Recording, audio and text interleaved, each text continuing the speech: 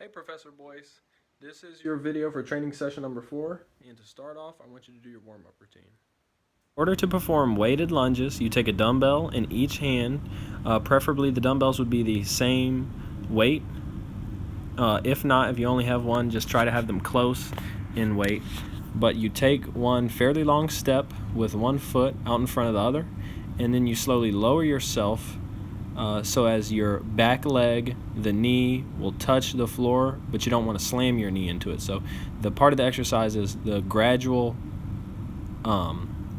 lowering of yourself in a controlled manner, and then you switch legs, and then you repeat it for the desired amount of repetitions. I recommend you wearing shoes during this exercise because the positions that your feet wind up in, especially your back foot, is quite uncomfortable if you're not wearing shoes.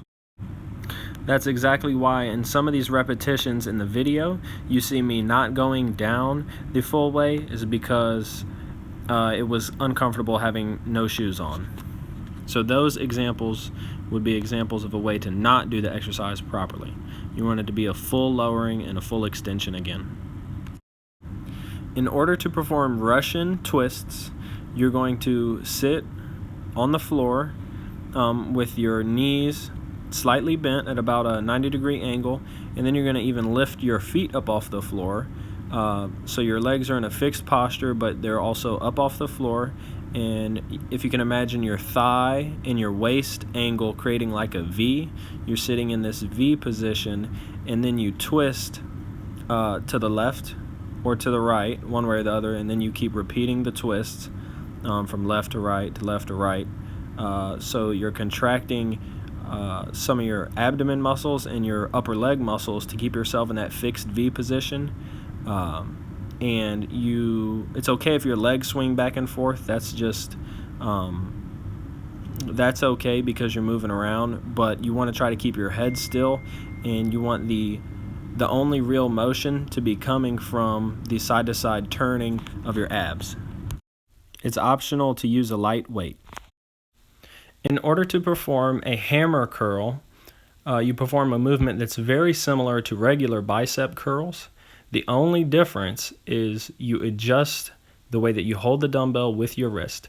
Instead of having your palm face the sky during the entire lift, you're going to have your palm facing the midline of your body. So your left palm will be facing the right side of your body, and your right palm will be facing the left side of your body. And it's almost, if you could imagine the dumbbell being like a can of soda, it's almost like you're drinking the can of soda or a can of juice. But otherwise, it's very similar to a bicep curl. It just it provides a varying stimulus, and it works some other different muscles. In order to perform a tricep press with a dumbbell, you're going to rest the top portion of a dumbbell on the palm of your hands, and you extend your arms over your head so as to press it further up in the sky.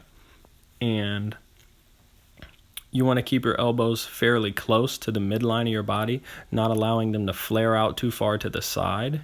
And one repetition is from extension to extension. This is activating the same muscle group as dips or a cable press down would if you had a cable machine. It's just a different variation of the same exercise. It also, these muscles are also worked when you do push-ups a little bit also.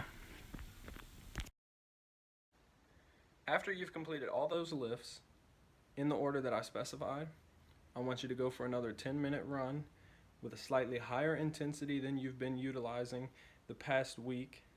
And then after that, I want you to do your stretching / cool down routine.